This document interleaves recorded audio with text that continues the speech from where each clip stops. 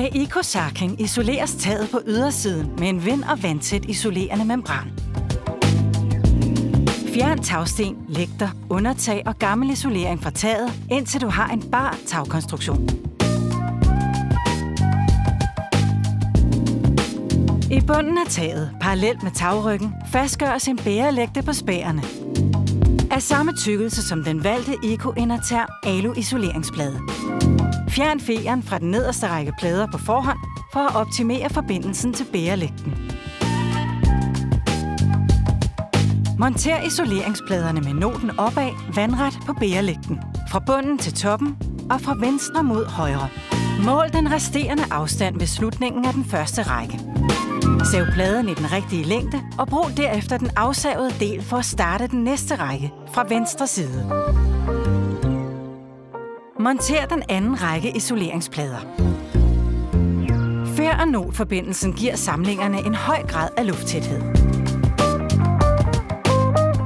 Efter montering af de 2 første rækker isoleringsplader, rulles den vandtætte og diffusionsåbne Eco Polyvent undertagsdug fra venstre mod højre.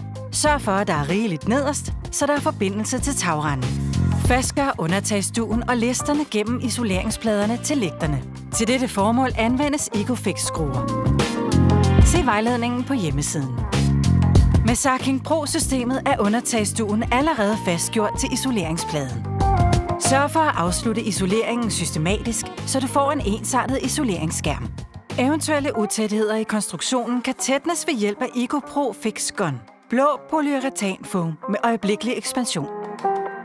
Til sidst forskalles oven på isoleringen til den ønskede tagbeklædning. Genbrug eventuelt de gamle tagsten. I kraft af microcell-teknologien opnår Eco-Inerterm isolering en enestående densitet og fleksibilitet.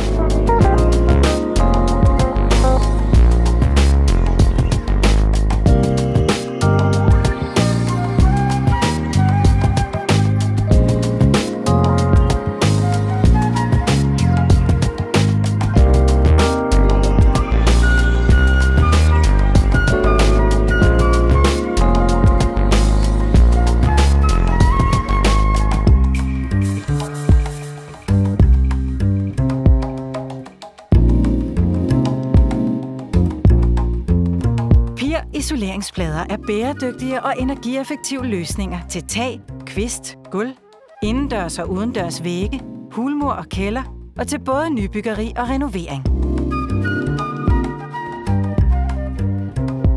Eco-Inerterm tilstræber optimering på alle parametre, på samme måde som topatleter. Med et stærkt brand i ryggen ønsker vi også at udfordre grænser.